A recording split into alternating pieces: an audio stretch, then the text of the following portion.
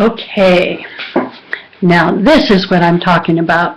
Your conversation in week 7 was just, they're getting better and better. Your posts are more in depth and are referring to the readings, linking to the readings, and your responses to each other are great. You're asking each other to clarify and to answer questions and deepen your thinking, and so it's working very well. And between everybody, it's remarkable, I think, how many useful ideas you came up with. I think you all should be on a board of directors, and if every board of directors were as efficient and creative as you are, I think the perfect solution to social problems just might come out of your conversations. This is wonderful. I'm going to reflect on your conversation from an ecosystemic, holistic perspective. Several of you pointed out how important that was. We'll go from larger system sizes to smaller. As some people pointed out, you really cannot think about social problems, including violence or any other social problems, separate from the political and historical context in which the violence takes place. So, as you pointed out, where there is limited access to resources, and to jobs, to education or substandard education, limited access to equal opportunity, and then a criminal justice system where people are punished, and it's based on retribution rather than healing and restoration to the community, where all these factors are present. It is difficult to have sustainable interventions that will assist in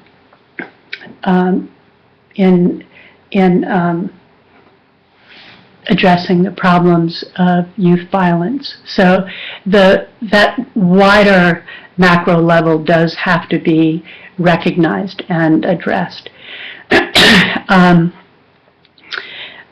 From the community point of view, as many of you pointed out, alternatives for youth are extremely important. There is particularly in areas where there's a lot of crime and where there's a lot of gang activity, there is a very strong pull from peers and older kids to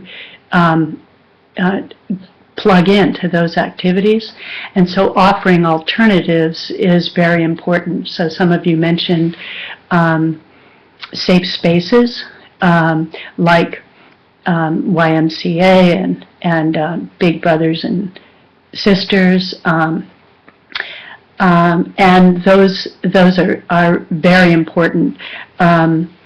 And also sports, community sports can be very helpful. So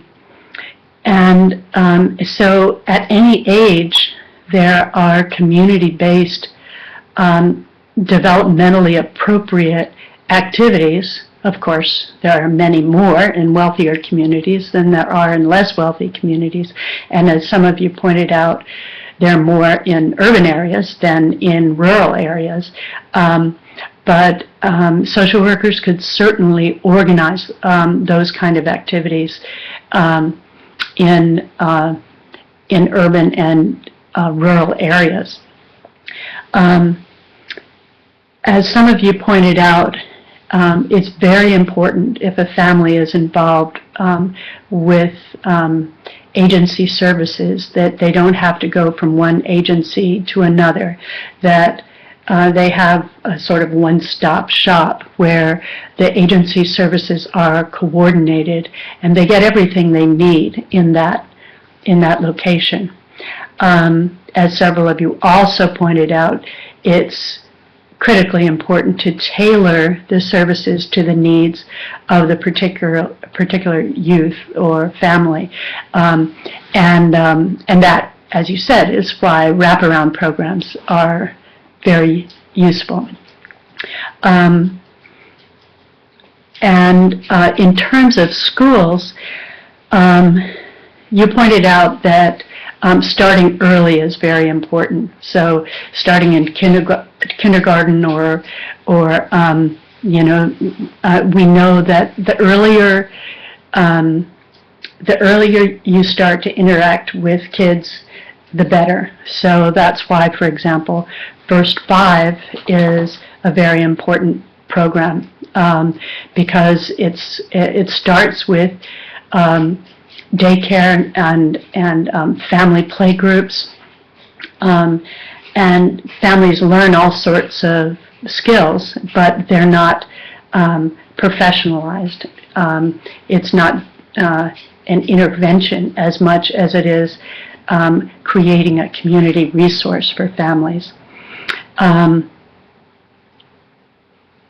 That was a great idea, to have multiple level education in schools, and also to have older kids teaching younger kids. I think younger kids would be very receptive to older kids teaching about anti-bullying, for example, and anti-violence and anti-drugs. I think older kids who are knowledgeable about these things would really capture the attention of younger kids. Also in schools, you pointed out gang resistance programs, having police officers come in and educate kids, and giving younger kids problem-solving education, and education about how to identify their feelings and manage their feelings. I think it would also be useful to build partnerships between schools and agencies and other community organizations, as well as community businesses. If the community could provide its own wraparound to its families, I think that would be very useful. And in terms of working with families, my experience has been that families who are supported, and as you mentioned, it's very important to have both parents, or whoever the significant caregivers are, to have families support each other. And you can do that in the context of not social activities, as some of you mentioned, and also in terms of multiple family support groups. So in that way, families will be able to learn from one another, and families who are at different stages will be able to support and educate one another. And it could be you, the social worker, who facilitates that group. In terms of the individual level, early intervention is critically important. Early intervention to figure out if kids have special needs, and someone mentioned the usefulness of meditation training for kids, like Vipassana. Under your resources on our Moodle page, I've actually put a link for Vipassana. It's something that I believe in and have been doing for years. So it is very useful in terms of helping kids learn that who they are is separate from the impulses that they may have or the reactivity they may have to a particular thing at a particular moment. One thing that I think is critically important is to be aware that within communities there are almost always community leaders. And within communities, there are the resources, there is the human capital that is very important to community change. I've never met a community that likes professional outsiders to come in and impose solutions without listening first to how the community frames its needs and what the community thinks it needs. Before thinking about any sort of prevention activity or intervention, I think it's important to contact the leaders in the community and just listen about what the community members perceive to be the issues, and leaders as well as anybody in the community that's interested in talking in focus groups or in community meetings, to listen to people talk about the issues that they see, and the solutions that they would like to see, and the resources that they think are necessary in order to achieve those outcomes. Because after all, we are, what would you say, in a way, ambassadors between our clients or communities we work with and the whole world of professional resources. We can provide links to services that people need, but it's very important that the ideas and the impetus comes from within the community, and that we be the facilitators.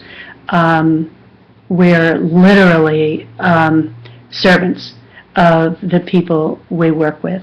And as you described, relative to the wraparound program, it's critically important that people are involved and actually at the center of change in their own lives and their own communities.